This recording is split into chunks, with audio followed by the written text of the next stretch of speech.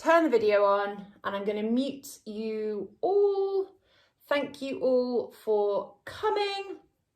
So I sent a bit of a last minute email today because I forgot the fact that we're going to need a static back setup. So guessing that most of you are here today, you've been before. So if you could please get yourself set up in your static back whilst you're going to have me on my plinth doing my talk for the first 5 or so minutes, or maybe a bit longer, who knows. So you've got your static back, which is having your knees propped up at 90 degrees, and you want to make sure that the thing that you've got your legs up over is high enough to support your calves. So if it's too low, your knees are going to hang out to the side, which isn't what we want. We want your legs to be supported in this position because it means you're going to be able to switch off all the muscles.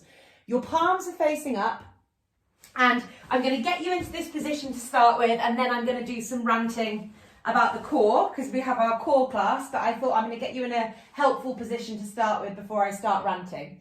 So this position, or this movement that we're going to do, is a very, very subtle one, and it's called static back abdominal contractions. So we're going to be talking today about the core, about the misuse of the core, what the core is responsible for, what the core is not responsible for. And I thought a nice way to start was a bit of a breathing exercise, which is getting you thinking about the impact of a tight, engaged core. So this exercise is literally just breathing deeply in and out of your nose as much as you can. The reason that we're breathing in and out of our nose is because we're trying to expand our stomach. So we're trying to get away from breathing in and out of our lungs, because this is this like shallow sort of mouth breathing, and breathing in deeply through our nose, drawing all the air in. And with your inhale, you should find that your stomach gets bigger. And then on the exhale, you should find that your stomach goes down. And at the end of your exhale, I want you to contract your abdominal muscles, so your stomach muscles. So this is not a particularly exciting exercise for me to do on camera, but I will do it a couple of times and just talk you through it. So you're breathing in through your nose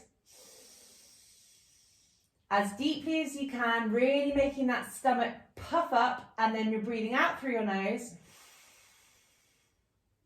And when you reach the end of the exhale, you are holding, contracting your abdominal muscles. So there's no joints in your body that are moving as you do this. It's just that breathing in and out deeply through your nose, allowing your stomach to expand and go down. And then you're contracting the abdominal muscles at the end of your exhale.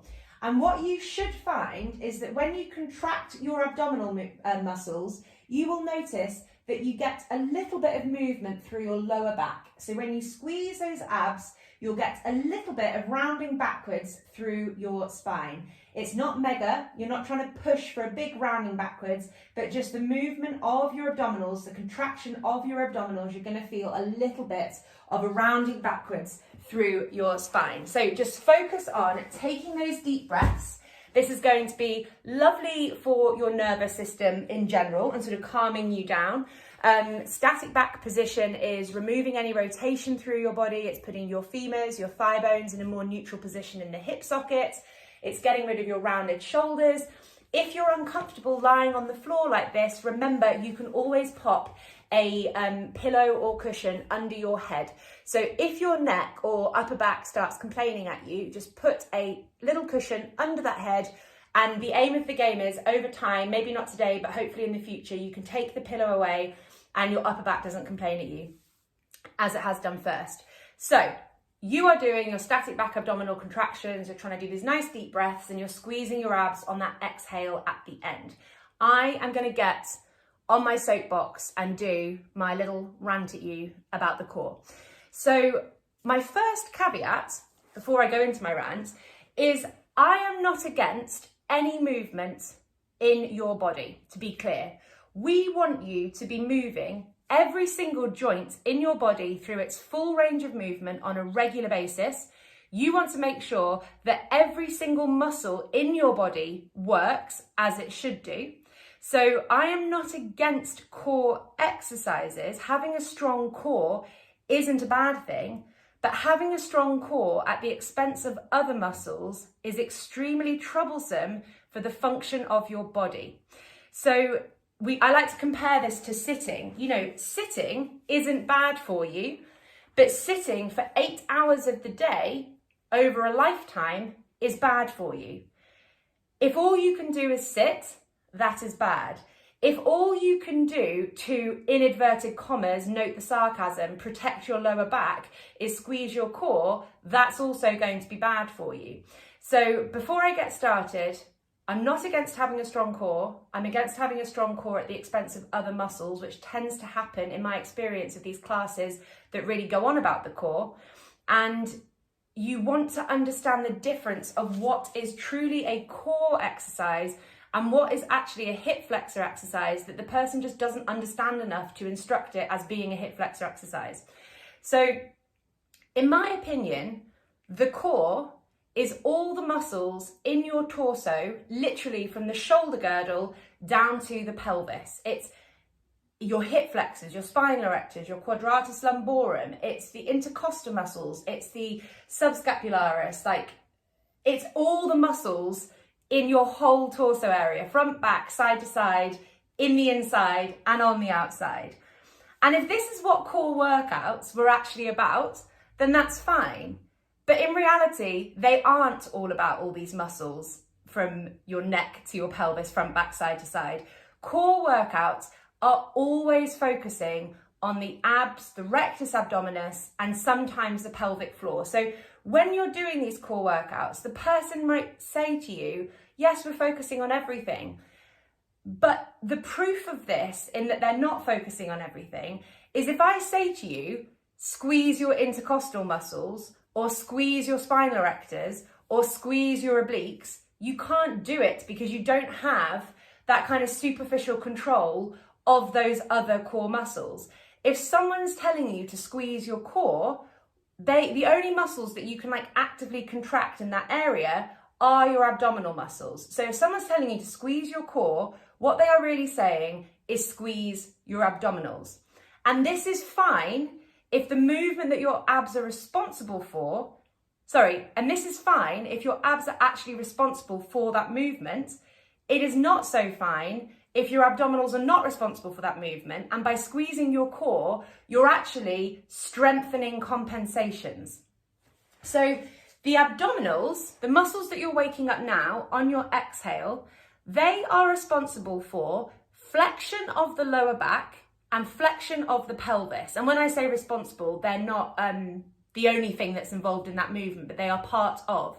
So that squeeze that you're feeling now, you should feel how your pelvis tips backwards slightly and your lower back tips backwards slightly. It's obviously only a very gentle contraction of your abdominals, so it's not happening in a particularly dramatic way, but you should feel that little bit of movement. So your abs are responsible for flexion of the pelvis and the lower back. And the other muscles in that area are responsible for stability, and they kind of assist in twisting and stuff like that, but really the main protagonists, if that's the right word, in that area, or agonists, if we're actually going to be using a muscular term, is for that flexion of the pelvis. And what do we know about most people's posture? Well, what do I know about most people's posture? What is the posture that I'm having to deal with on a daily basis and I'm trying to undo in most people's body? It's this posterior pelvic tilt.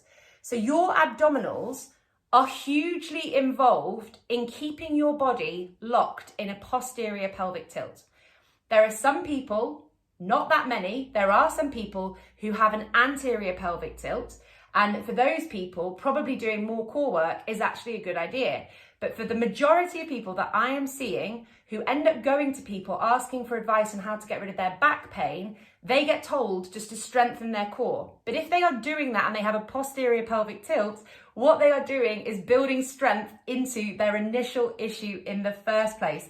So this is why I have such a problem against it, because building your core for many, or strengthening your core for many people, is actually going to be an active contributor to your pain and the dysfunction of your body.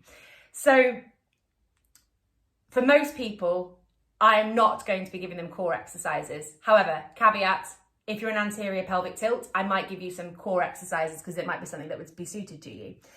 And I also I promise my rant will be finished fairly soon.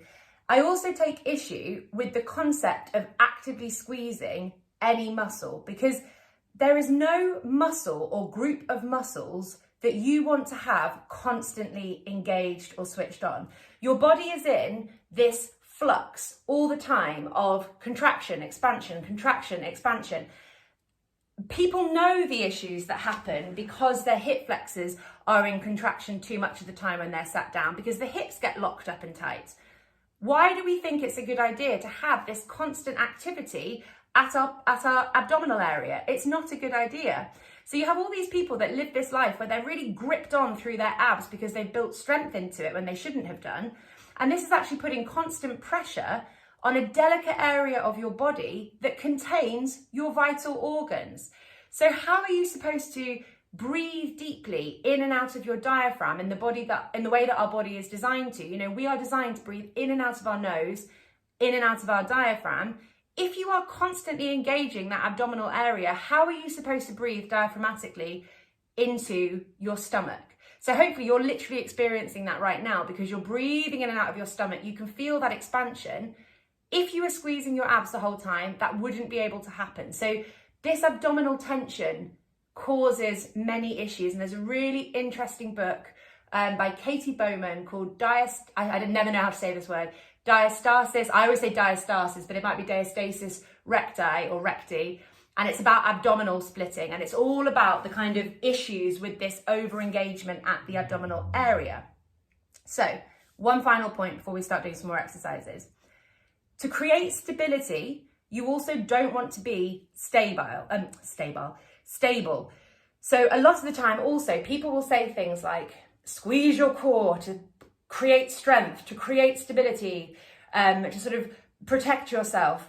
And actually, if you have to do that, you're creating stiffness. You're scared of a movement. You're scared of kind of going slightly beyond what your body can do, and therefore you're stiffening yourself up to protect yourself. That's not stability, that is stiffness. So true stability is created by taking all of your muscles through the biggest range of movement that's available to you at the time. And as time goes on, the range of movement available to you will expand. You will become more mobile, but in the same breath, you will become more stable because your body is more used to working within this constant flux. So the best analogy I can think of for this is think about those buildings that are designed to withstand earthquakes. The buildings that are built stiff, shake, and fall down. But the buildings that are built like a reed drifting on the wind float in the wind, and then they come back to that neutral position. So that's what we want for your body. We don't want your body to only be able to protect itself, inverted commas, by you staying stock still. We want a body that can move like the reed in the wind and come back to that resting point of where it should be. So rather than locking on through muscles to like control a joint, we want our muscles really to react to what our joints are asking them to do. So obviously that's a little bit of a like an oxymoron, because there'll be muscles deep down that are causing your joints to move. But when you're walking around, you are not thinking, I'm going to squeeze my glutes now to walk myself forward. I'm going to squeeze my quads now to walk myself forward. You move your foot and the muscles react. And that's what we want for your abdominals and this core area. Rather than locking on at the abs or the other muscles around there, you want them to react appropriately to the demand that is being asked of them. So that's my kind of theory rant over. Hopefully your bodies feel great because you've just been relaxing and breathing nicely, and you're starting to understand that like contraction through the abs and what it does in your lower back.